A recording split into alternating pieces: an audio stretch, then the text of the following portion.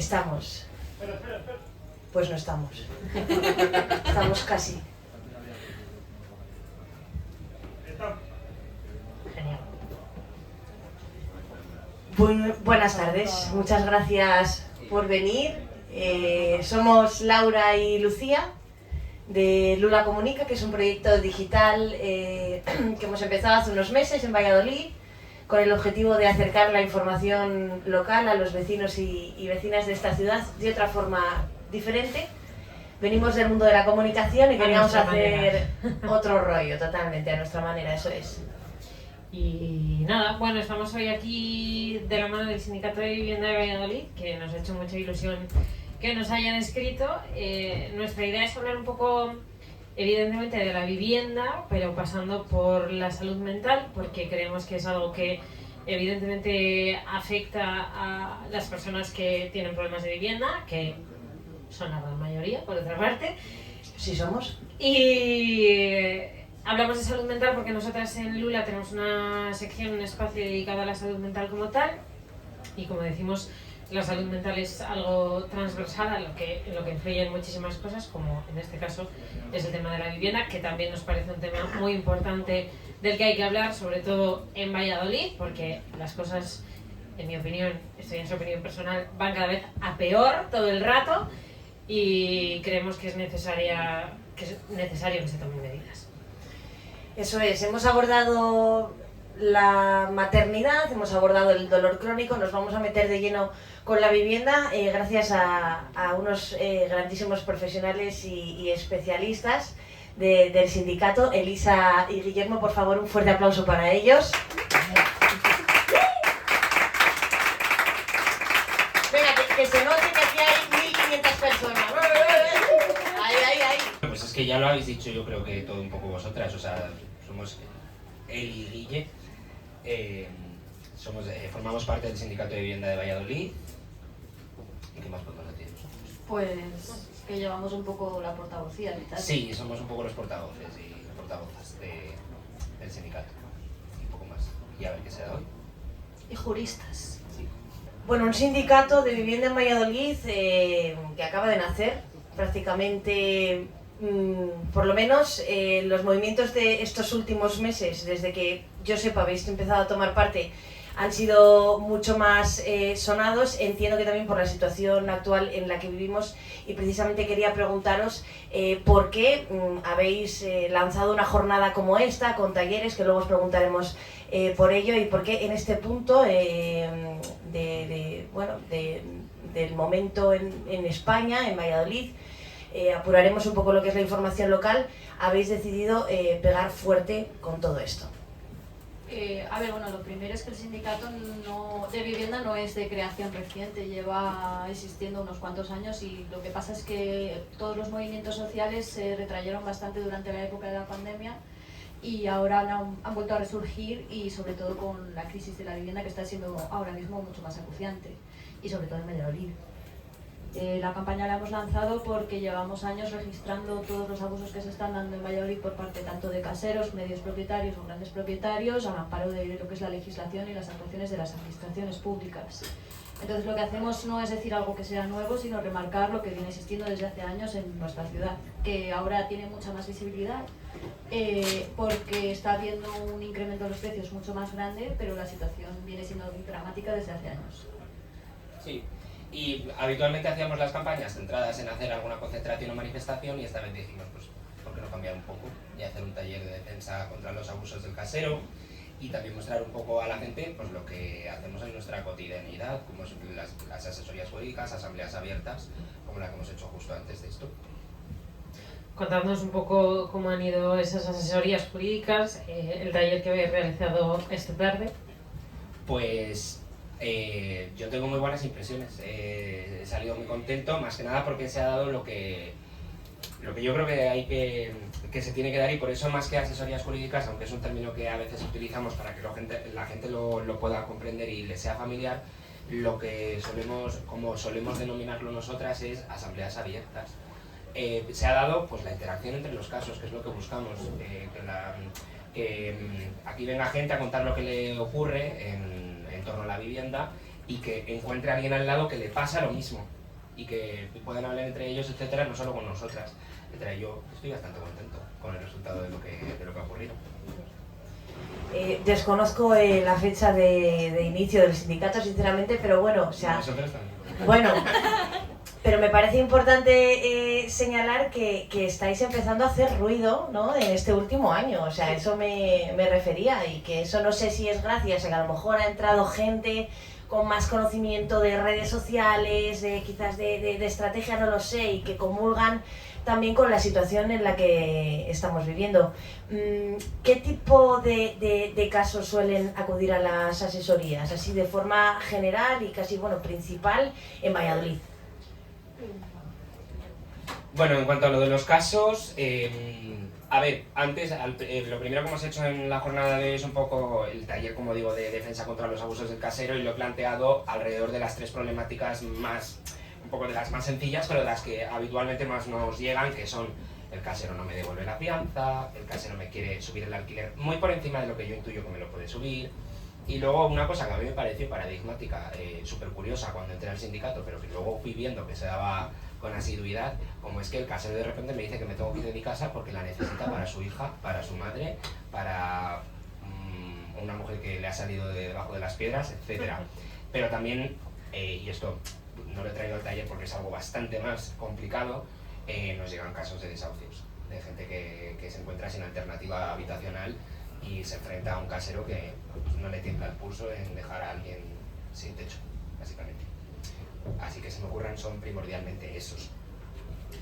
Que si tuviésemos que hacer una fotografía de la situación actual de la vivienda en Valladolid para alguien que a lo mejor esté aquí o que después vaya a ver o a escuchar este podcast y diga, bueno, ¿cómo están las cosas en Valladolid? ¿Qué es lo que está pasando?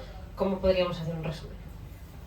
Bueno, hicimos una estadística de los casos que nos llevaban el año pasado, pero bueno, no tienen por qué ser exactamente representativos de todo lo que pasa en la ciudad, porque es gente que conoce y acude al sindicato. Sin embargo, la mayoría de las veces lo que sucede es lo que ha dicho Guille, son cuestiones pequeñas de fianzas, de subidas del IPC, por encima del IPC, acumulaciones de subidas, etc. Luego, los desahucios se dan en menor medida, y una cosa que sí se da bastante y que no está muy bien representada es la cuestión del acoso inmobiliario. Además, no está tipificado como delito, las administraciones públicas no lo controlan y produce, bueno, pues si hablamos de salud mental, produce una crisis de ansiedad tremendas en la gente que lo padece. Un ejemplo de acoso inmobiliario. Pues un ejemplo de acoso inmobiliario es un caso que, bueno, lo ponemos en anónimo, pero es una señora de origen latinoamericano que venía con sus 2 hijos, uno de ellos con discapacidad, y a través de una inmobiliaria consiguió un piso. En el piso se dan unas grandes humedades que hace que, bueno, pues una de las enfermedades que tiene alguno de los hijos se deteriore y no viven bien, y además, o sea, eran unas humedades por el techo que además hacían que estuviera negro y lleno de moho. Y a veces, bueno, yo me dedico a la inspección de prevención de riesgos laborales. Se produce un tipo de moho que es dañino para la salud cuando se respira de manera prolongada en el tiempo. Y lo que ha hecho el casero es afirmar que tiene un informe de un perito en virtud del cual, como ellos son latinoamericanos y los latinoamericanos no ventilan, su casa ha desarrollado humedades. Y al mismo tiempo este señor se ha dedicado a hablar con toda la comunidad de vecinos para decirles que esta señora es una marrana, que sus hijos están mal, que no quiere que estén porque tienen silla de ruedas y les molesta cuando están en el ascensor, y la comunidad de vecinos no habla con ella, y claro, él va a pleitear en algún momento, la quiere echar de su casa en cuanto finalice el contrato y no se niega en rotundo a arreglar las humedades, y claro, nadie lo habla en la comunidad y se va a pleito, él va a decir que es que da problemas de convivencia. Evidentemente no tiene un informe de un perito diciendo pues que las humedades se deben a que no ventila, porque son unas humedades que ocupan todo el techo de una habitación. Ese tipo de cosas. Wow. Sin palabras. Y también, y esto ya no es tan, o sea, este caso, pese a que tenga muchos matices ciertamente singulares, no es el único que se nos ha dado este estilo, pero también en cuanto a acoso inmobiliario hay que mencionar, que esto por desgracia también lo estamos viendo y está escalando en la ciudad, el acoso que se produce a través de pseudoempresas de desocupación que hay en esta ciudad. Y caseros que contratan a esas empresas para acosar, porque no tiene otro nombre, a gente que incluso a veces, por mucho que digan que quieren echar a los ocupas, no saben que a veces van a puertas de gente que está pagando su renta. Lo que pasa es que no se quiere ir porque el casero está intentando echarle bajo subterfugios de la ley que no son ciertos, se está sacando de la manga, pero acude a estas empresas. Y también es otra manera de acoso inmobiliario que también se nos ha presentado. Bueno, antes de hablar de esa gentuza, de Desocupa y Desocupa Castilla y León, y de ese grupo de gente que se inventó que trabajaba en Desocupa Castilla y León y que Desocupa Castilla y León renegó de ellos, porque esto ha pasado, no sé si os habéis dado cuenta. Y yo quiero volver al tema de la indefensión del inquilino, ¿no? Porque este caso bueno, sangrante, horroroso que nos habéis contado, claro, es un caso muy concreto y habrá otras situaciones que se parecerán, bueno, vosotros lo sabéis mejor que nosotras, pero ¿qué herramientas tenemos como inquilinos para poder defendernos más allá de poder acudir a un sindicato como el vuestro, con juristas como vosotros, gente preparada para estos casos? Pero bueno, hay gente que ni siquiera sabe que existís, ¿no? Entonces yo como persona que vive en una casa de alquiler, ¿qué puedo hacer? Quería poner dos ejemplos de mi círculo cercano respecto a las humedades, porque por lo visto es una cosa que pasa mucho. Sí. Gente de mi círculo, dos casos concretos, humedades, en un caso que hasta los marcos de los cuadros les ha salido pelo, y el casero, la respuesta ha sido: no me consta que haya humedades en el piso, si no estáis a gusto, marcharos.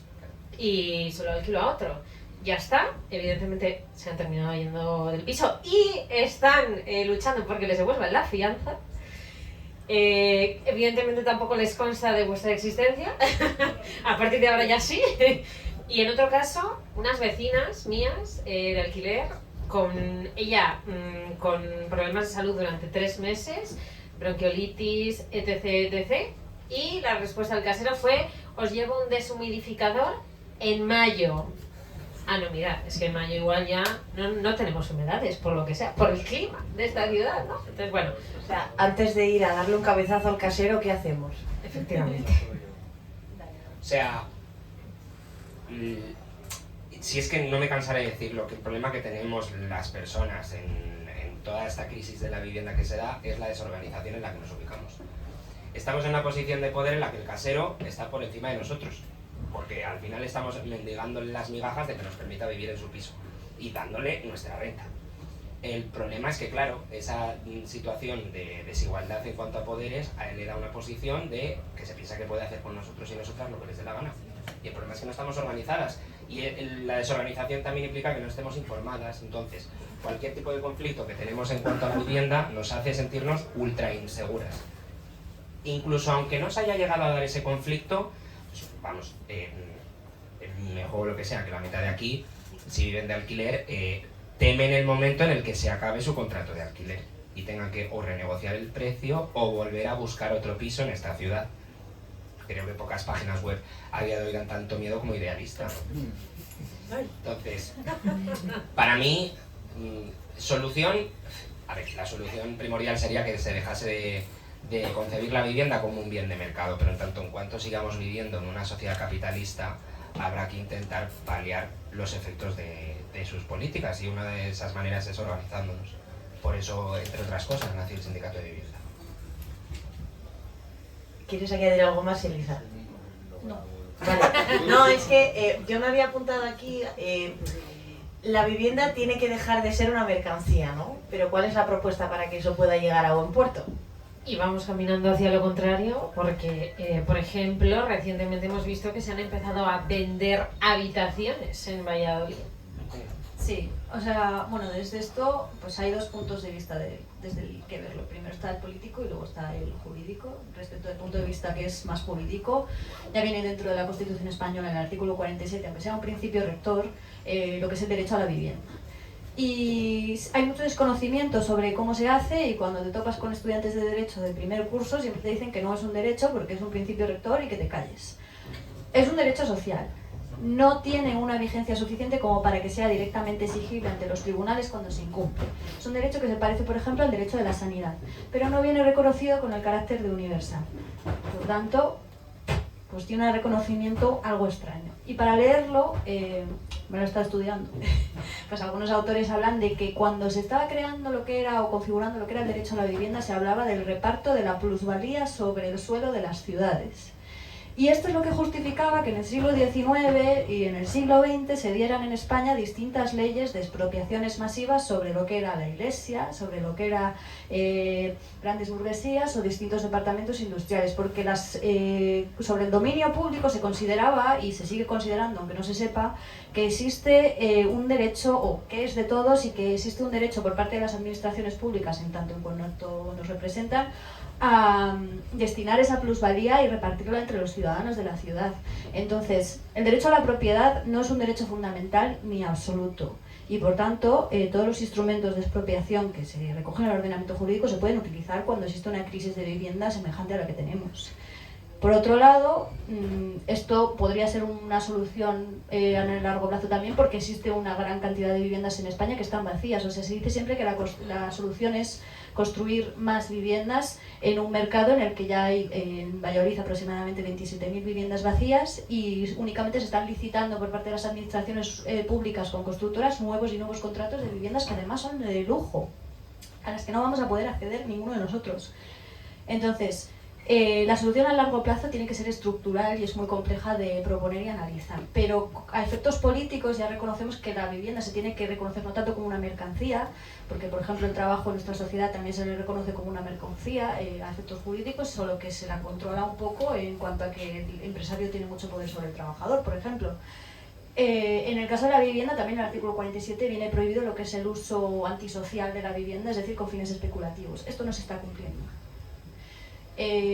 Y las administraciones públicas no lo van a hacer, el Estado central no lo va a hacer y no lo va a hacer nadie, porque las constructoras en nuestro país tienen un gran poder. Pero eso, en cuanto a la propuesta política como solución a esto y como la reivindicación de la vivienda como un derecho, como puede ser por ejemplo la sanidad, es concebirla como un derecho universal, o buscar una vivienda gratuita, universal y de calidad.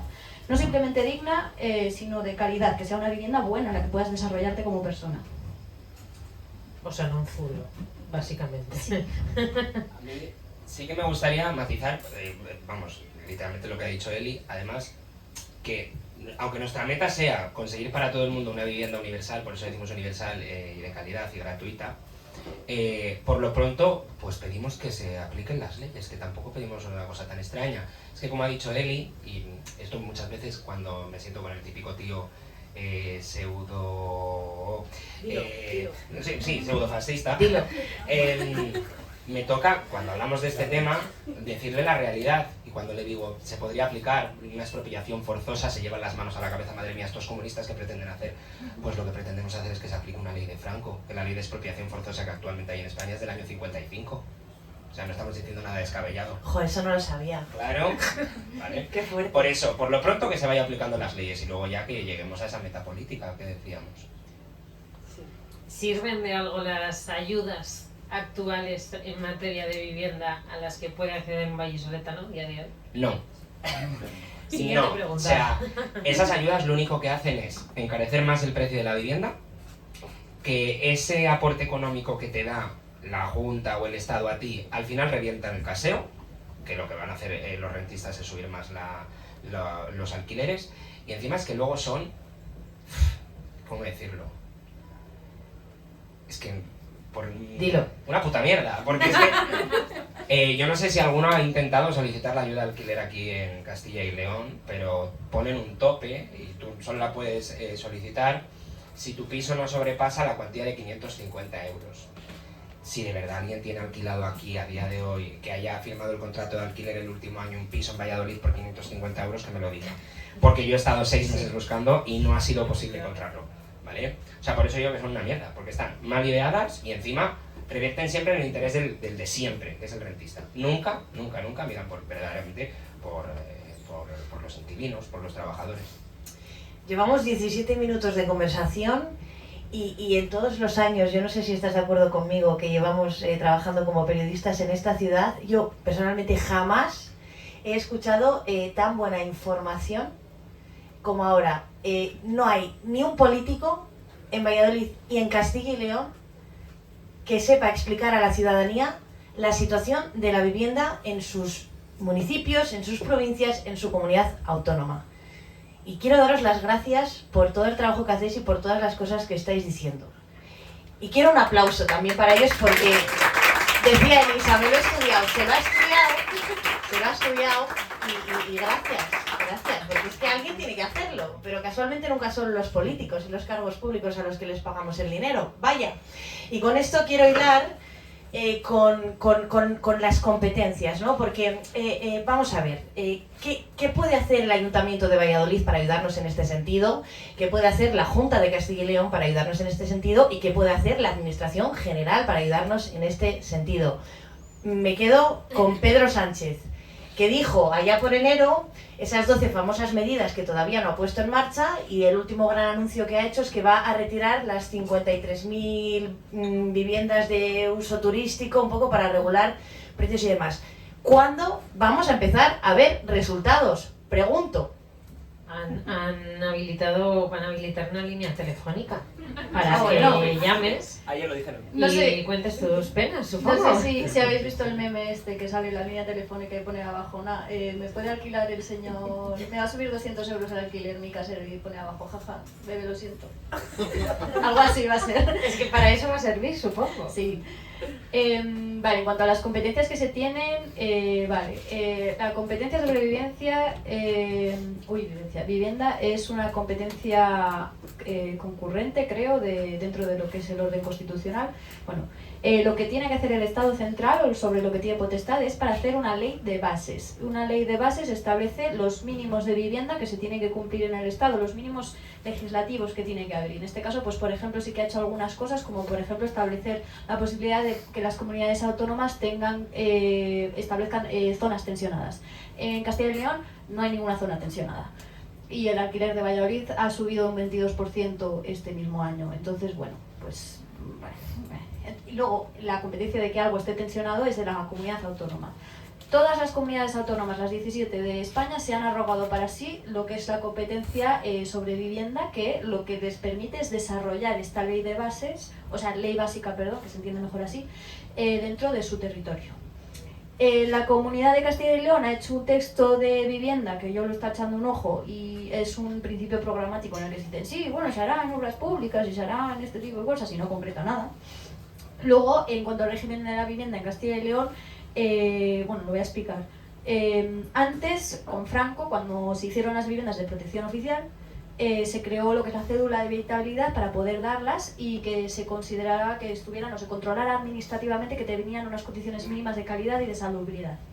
Este requisito se compartía con la licencia de primera ocupación, y luego, bueno, pues se iban utilizando indistintamente las dos.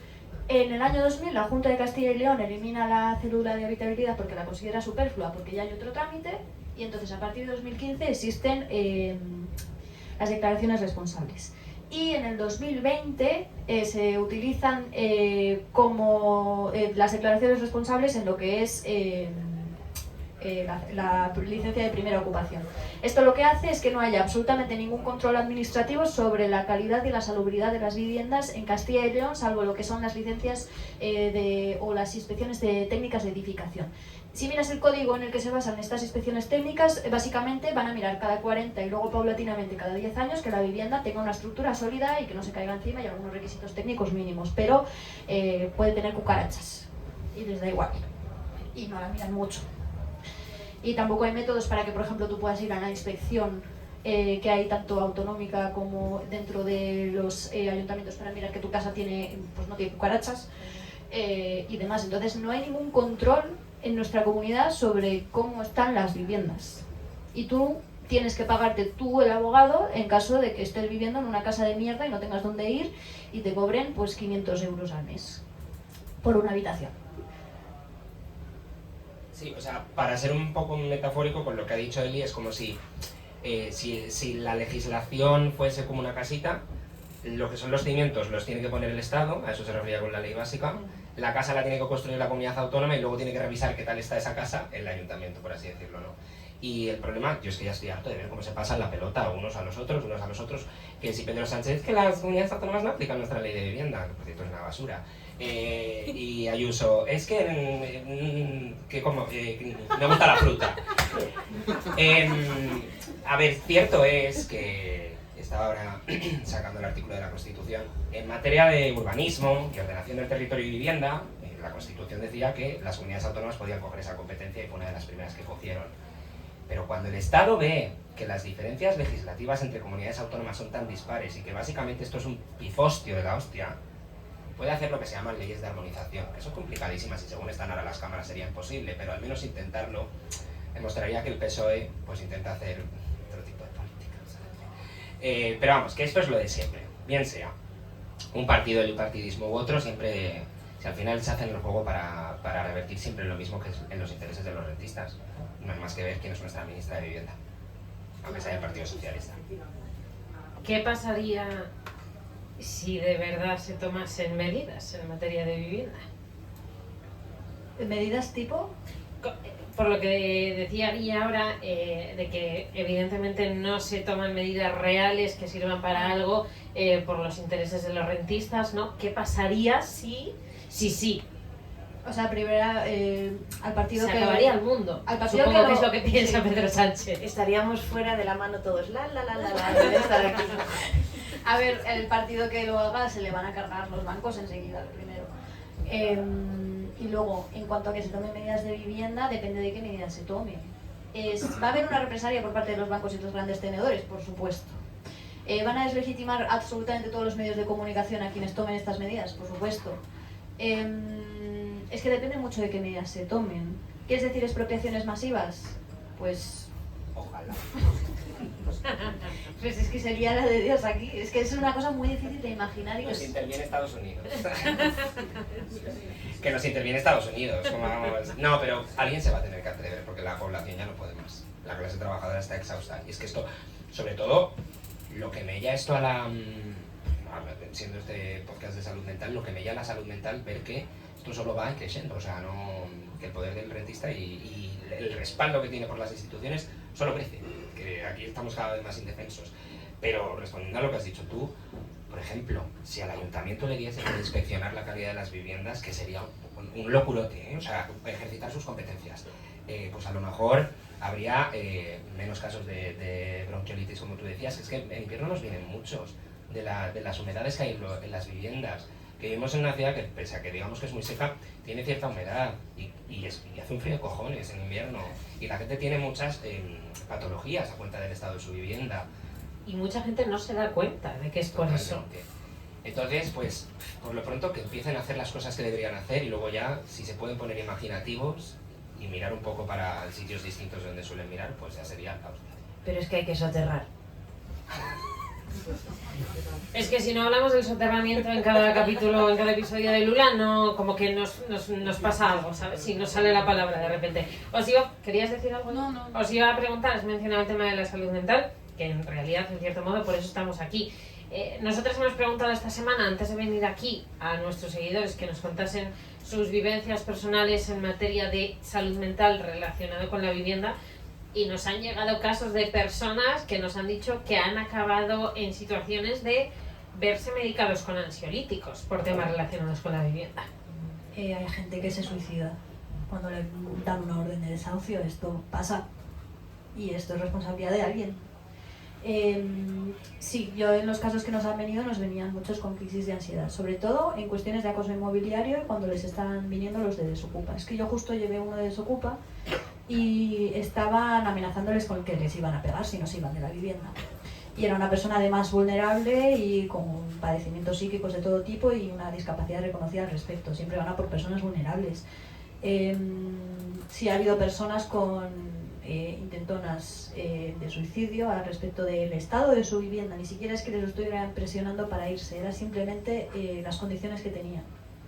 Y el no poder irse porque no tenían medios. Afecta directamente a la salud mental y a la salud física y a la vida en general. O sea, es clave, es donde vives, es donde duermes, es donde te desarrollas. No, yo me estaba acordando, yo he vivido una mudanza hace poco Y los meses previos a la mudanza me preguntaba mi psicólogo, ¿qué tal estás? Y yo, pues muy bien, Iván, la verdad, todo correcto. Un saludo a Iván. Y la primera sesión que tuvimos después de la mudanza me dijo, ¿qué tal estás? Y yo, todo correcto. Y ya en la siguiente dije, oye, no sé qué me pasa, pero estoy desquiciada con la U, o sea, no... Y me dijo, no te lo quería decir porque decías que estabas bien, pero que sepas que el proceso de una mudanza está datado como uno de los más traumáticos que existen en psicología. Pues imagínate eso si le metemos otros factores, como me tengo que mudar porque yo no me quería mudar, pero es que mi casa no me ha echado y además creo que es que me ha toreado, porque no lo que ha hecho es ilegal, pero es que no sabía hacer otra cosa. Me tengo que ir porque mis vecinos se han puesto del lado de mi casero y me están haciendo acoso día tras día. Me tengo que ir porque se me han pasado 2 cuotas y tengo unos matones en la puerta de mi casa diciéndome que me vaya y tengo 2 niños. O lo que a mí ya me enerva más es me estoy enfrentando a un desahucio con 2 niños pequeños, por ejemplo, que es lo que nos suele venir cuando sean desahucios. Ya no solo por lo que hago conmigo, ¿qué narices hago con mis niños? Pues es que o sea, vivimos situaciones, o sea, nos vienen situaciones verdaderamente dramáticas y vamos, de escuchar a casos decir que están medicados con ansiolíticos súper habitual. Sí. ¿Cuál es el modus operandi de Desokupa? No hemos visto tantos casos como para determinar que tienen un modus operandi, pero bueno, sí he tenido contacto con ellos y por lo que tengo entendido les dicen a todas las personas que contratan con ellos que todo lo que hacen es legal y que tienen un abogado y que todo es estupendo. Yo llamo, por ejemplo, al casero, le digo que está teniendo una crisis de ansiedad la persona que está en su vivienda que la quiere echar, cuando no tiene razón y no ha hecho un proceso judicial para echarla, y lo que me dice es que le pasa mi número a los de Desokupa y que yo hable con ellos y que ellos me llaman y contactan conmigo. Mientras están ellos en la puerta, bueno, primero van, te ponen una pegatina y te dicen nada, que eres un moroso, que eres un jeta, hacen así, lo graban en TikTok y lo suben. Luego se pasan, que son además, ya les habéis visto, son unos matones de 1,80 m, 1,90 m todos mazadísimos, llenos de esteroides, y se ponen en tu puerta, identifican quién eres y tú te encuentras a los de Desokupa en tu barrio vigilándote constantemente. Y ya cuando te quieren echar y tiene prisa el propietario porque es que le apetece sacarse 100 euros más al mes, pues te dicen que te van a pegar. Y llamas a la policía y la policía lo que hizo en este caso es decir, pues entrega las llaves. ¿Cómo? Sí, no pude llegar a tiempo, pero la policía dijo, pues entrega las llaves. Si eres moroso, ¿para qué vamos a hacer un proceso judicial? ¿Vale? Y entre medias aprovechan el sábado por la noche a ir a la MOS y decirlo con un micrófono en la mano y subirlo a Instagram, básicamente. Dilo. ¿Es verdad? ¿Cuántos casos habéis detectado? O sea, como de grandes, de Desokupa aquí en Valladolid en concreto, me hablas de pocos casos, pero bueno, por tener también un poco una sensación general, no sé qué habéis detectado desde el sindicato. Yo es como te he dicho, Eli, de momento no nos han venido muchos, pero ya es dramático, el primero que te viene ya te marca. No sé, evidentemente yo creo que habrá habido más, a lo mejor nos han puesto en contacto con el sindicato, pero bueno, que ya simplemente la existencia de esta pseudoempresa es dramática y que el Estado lo permita, pues bueno, se supone que para algo tiene el monopolio exclusivo de las fuerzas y cuerpos de seguridad, ¿no? Se supone que es para algo, pero bueno, ¿dónde está Spiderman cuando está Peter Parker? Sí, también recordar que no entendemos por qué la Fiscalía no investiga Desokupa cuando tiene unos tintes de asociación paramilitar muy grande y eso es un delito. O sea, no, es súper extraño que exista, sin más. Estamos hablando de diferentes problemáticas, de diferentes tipos en relación con la vivienda. Yo quería como que quedase claro, ¿no?, que existe este sindicato para precisamente echar un cable y ayudar a todas estas personas que tienen un problema y que, como decíamos antes, a lo mejor nos conocen o desconocen que sois accesibles, ¿no? Que cualquier persona que tenga un problema en materia de vivienda, como estos que estamos comentando, puede acudir a vosotros. ¿Cómo puede hacerlo? Pues tenemos correo electrónico, tenemos un teléfono, tenemos también pues todas las redes sociales que utilizamos y luego cada 2 semanas se hacen asambleas abiertas en el sindicato como la que hemos hecho hoy y la gente puede venir a exponer sus casos y de forma gratuita pues se les atiende. O sea, se les atiende con trabajo militante como se puede. Y luego, para quien quiera, o sea, la gente puede entrar dentro del sindicato bajo la figura del militante o la militante, es decir, a dar trabajo como damos él y yo, evidentemente no remunerado porque aquí no cobramos absolutamente nada por ello, o mediante la figura de la afiliada, que es la que da apoyo económico y logístico, etcétera, aportando una pequeña cuota.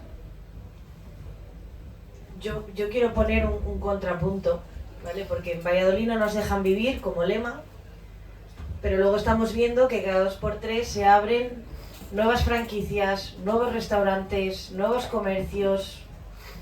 Valladolid está creciendo Nuevas hamburgueserías. por si fueran pocas.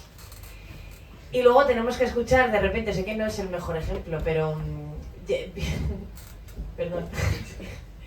Vienen los Pombo a Valladolid y dicen, joder, es que me encantaría vivir aquí. Y Valladolid está... Hay un eco ahí, ¿no? Es una buena ciudad para vivir. Está cerca de todo está cerca, todo está bien. Qué guay es Valladolid, pero estamos aquí. Llega el AVE es muy importante, dicen por ahí. Es que, pues, ese es otro gran argumento. Tía, te tengo que decir que es que, o sea, es que me has despertado una cosa que es que vi ayer y es que han cerrado el Álamo, que es una de las grandes bocaterías que había en esta ciudad toda la vida. Y han tardado 3 telediarios en poner una croquetería de high standing. Es que eso me enfada. Pues otro ejemplo más de gentrificación. Claro, decimos que no nos dejan vivir porque nosotros, o sea, nos dirigimos a quien nos dirigimos, que es a la clase trabajadora. A mí que 3 pijas de 3 al cuarto, que no tienen nada de conciencia de clase, digan que se puede vivir en esta ciudad, ni me representa ni me interesa. Pero te soy así de sincero. Pues sí, efectivamente es una ciudad con buenas comunicaciones, etcétera, pero que está sufriendo los efectos de estar bien conectada con la capital, en la que desde luego ya no es que no se pueda vivir, sino que parece que te escupen por ubicarte allí. No se puede vivir en esta ciudad, o sea, entendámoslo, ¿vale? Es un eslogan, pero que cada vez se está haciendo más difícil vivir en Valladolid, desde luego. Y cualquiera que se haya enfrentado al mercado del alquiler o de la compra en esta ciudad en los últimos años lo habrá constatado. Eso da para otro programa. Desde luego. Yo iba a decir, y ahora te paso el micro, Lucía, que como buena provinciana que soy, yo no me entero de las cosas que se hacen en la capital, pero no sé quién me contó el otro día que están pagando a gente en el metro de Madrid, que son empujadores de gente, para que quepan todos en el metro para ir a trabajar todos los días. ¿Pero esto qué es? O sea, y esto espero que no llegue aquí. O sea, yo no sé, no me quiero ir de repente a la Rondilla en autobús y que vea... Por favor, o sea. Yo lo escuché el otro día, además estaba en Madrid cuando me lo contaron y estaba... Pues otro ejemplo más de la violencia que se da contra la clase trabajadora. ¿Quién se coge por las mañanas el metro? Pues los que viven en el cinturón sur de Madrid, que tienen que ir al norte a trabajar en la línea 1 y que van hacinados porque tienen que ir todos al norte a trabajar. Por eso también a mí me enerva cuando salen los típicos tertulianos en La Sexta diciendo: hombre, es que ahora queréis vivir todos en los centros de las ciudades. Es que, pues si no... Claro, sí, a lo mejor, señor, es que quiero poder llegar a mi casa a una hora decente para hacer la compra semanal, poner una lavadora y poder hablar media hora con mis amigos. Y si vivo a 1 hora y media ida y otra hora y media vuelta de mi trabajo, pues no puedo, porque desgraciadamente trabajamos 8 horas y si tienes horario partido, que es lo más habitual en este país, 9. Claro, es que estamos hablando de tener una vivienda, como tú decías, Lili, de calidad, ¿no? Ya no solo una vivienda, sino que sea de calidad. Estamos hablando solo de eso, que fíjate que poco pedimos, pero tú acabas de mencionar ahora el tema de no tardar 1 hora y media en llegar al trabajo y 1 hora y media de vuelta por hacer algo más que trabajar, de lunes a viernes por lo menos. Y recuerdo que hace no demasiado tiempo se formó un pifostio tremendo en Twitter porque se habló de tenerlo todo a 15 minutos y mucha gente se llevó las manos a la cabeza diciendo: bueno, es que qué cosas pedís, encima de un techo queréis estar cerca de todos los sitios. Hombre, mire, perdone, caballero, es que a lo mejor tengo que poner una lavadora, a lo mejor tengo que pasear a un perro, a lo mejor tengo que vivir y no precisamente para trabajar, ¿no? Y encima, claro, tengo el capricho de querer tener una vivienda digna. Sí, o sea, a ver, esto también pasa mucho porque se suele concebir la vivienda como un compartimento completamente estanco y separado de lo que es el trabajo y el resto de la vida. El trabajo y la vivienda están ligados porque sobre todo también se da trabajo que se puede conocer como reproductivo dentro de las casas, es decir, todo el trabajo de cuidados, todo el trabajo de mantenimiento del hogar, todo trabajo de mantenimiento de los hijos, de su crianza, trabajo que suele ser propio de las personas feminizadas o de las mujeres. No viene reconocido como tal y por tanto el centro en el que se realiza, que es la vivienda, queda completamente fuera de las consideraciones sobre lo que tiene que ser importante, sobre aquello que tiene que ser sano y que tiene que ser de calidad. O O sea, en la vivienda también se trabaja, también se tiene que estar bien y se tiene que, o se debería tener en cuenta que esas horas no son siempre de ocio. Es que no tenemos absolutamente ningún tiempo de ocio. Tienes que trabajar, volver a tu casa, volver a trabajar de forma distinta, irte a la cama en un zulo, en el que no puedes casi ni respirar porque tienes bronquitis y vives en Valladolid. Y luego te vuelves hora y media a cogerte el bus, el metro, lo que sea, a currar otra vez, venga. Pero de camino te puedes comprar una croqueta si quieres, deja de estar bien, ¿eh? Unas más O una hamburguesa. Están asquerosas, no me gustan nada. Has mencionado el tema de que no son cosas estancas la vivienda y el trabajo, y nosotros traíamos un dato a nivel autonómico, porque no hemos encontrado otra cosa, que es una comparativa de la variación del salario entre el 2010 y el 2025 y la variación del precio del alquiler. El salario, para que la gente se ubique un poco, ha variado entre el 2010 y el 2025 en Castilla y León un 23,5%, un incremento, y el precio del alquiler un 62,2%. Te doy otro dato que es que lo miramos para la campaña. En este último año, el salario medio del castellano y leonés ha variado el 3% y el del alquiler en Castilla y León el 22%. Si es que es la problemática de la vivienda habitual. El incremento de la renta de la clase trabajadora sube muy por debajo del incremento del precio de los bienes que precisamos para vivir. Esto me ha llevado a otra, lo de ser periodista. En una rueda de prensa recientemente que se hablaba el Consejo de la Juventud del acceso a la vivienda, y decían esto de que destinamos una gran parte del salario cada vez más grande al alquiler, a un alquiler cada vez más elevado, y que luego por otro lado queremos ahorrar la juventud y que por otro lado queremos dedicar parte de nuestro dinero al ocio. Y también había gente que se llevaba las manos a la cabeza y decía: ¡ah, es que lo queréis todo, lo queréis todo! Sí, o sea, quiero, aparte de pagar un alquiler, pues poder tomarme una cerveza y poder guardarme, ¿qué te digo? 50 euros al mes. Es que, por favor, o sea, parece que muchas veces por ser jóvenes ya no hablamos de tener 18 años, que bueno, hay muchos universitarios que también viven de alquiler, aunque también en muchos casos se lo pagan sus padres, pero bueno, es otro tema. Por ser jóvenes somos gilipollas, y esto no es así. Sí, o sea, desde luego estoy 100%... Con el joven es gilipollas, Desde también luego. te digo. Sí, sí. O sea, yo suscribo lo que has dicho, pero también desde el sindicato nos debemos decir algo, porque es nuestra experiencia, que aunque el tema de la vivienda se suele ubicar dentro de la población juvenil, porque es lo que más se vende en los medios, que también atiza mucho a las personas de mediana y alta edad. Pero sí, o sea, queremos vivir, es que tampoco queremos tanto. O sea, ¿por qué la experiencia? ¿En qué momento el vivir tiene que ser indigno? Que parece que es lo que pretenden que hagamos, ¿no? Que tengamos que, por lo de siempre, vivir para producir y que no sirvamos para nada más. Quieren consumidores. Tal cual, quieren consumidores, quieren trabajadores que luego el dinero que reciban de lo que nos pagan lo reviertan en el consumo para que se lo volvamos a devolver. Ya está. Hace 3 o 4 años recuerdo, porque es que me impactó mucho, un informe del Consejo de la Juventud también a nivel nacional que lo sacan por trimestres, y creo recordar que este era el informe anual de igual, ya os digo, hace 3 o 4 años, y ya decían entonces que la generación que llaman de cristal y toda esta cosa que a mí me pone enferma, ya vivimos peor que nuestros padres desde hace mucho tiempo. Y hay datos que lo avalan. Y esto que estamos haciendo aquí no es ninguna broma, porque como tú muy bien acabas de decir, simplemente queremos vivir y tener una vida digna. Y esta gente que dice que nos quejamos por todo, etcétera, etcétera, que es tu tío Paco con 4 carajillos de más a las 6 de la tarde tirado por ahí en un banco, es gente que te dice que es que yo trabajaba de sol a sol. Perdona, hay derechos laborales que hemos conseguido y que están ahí para protegernos. Es que me enfado, perdón. Podéis seguir.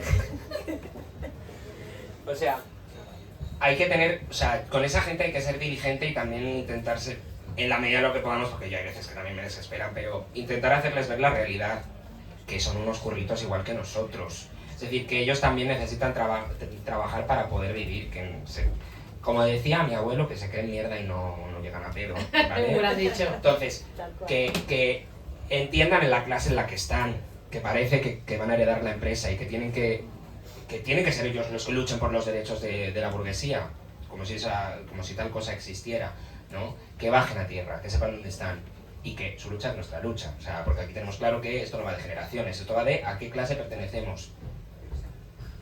Teniendo claro el acceso al sindicato de la vivienda, que nos parecía importante para las personas que lo necesitan, os queríamos preguntar qué planes a corto plazo tenéis. No sé si pensáis seguir ayudando a la gente, seguro, pero alguna actuación, alguna actividad como lo que estamos celebrando hoy aquí.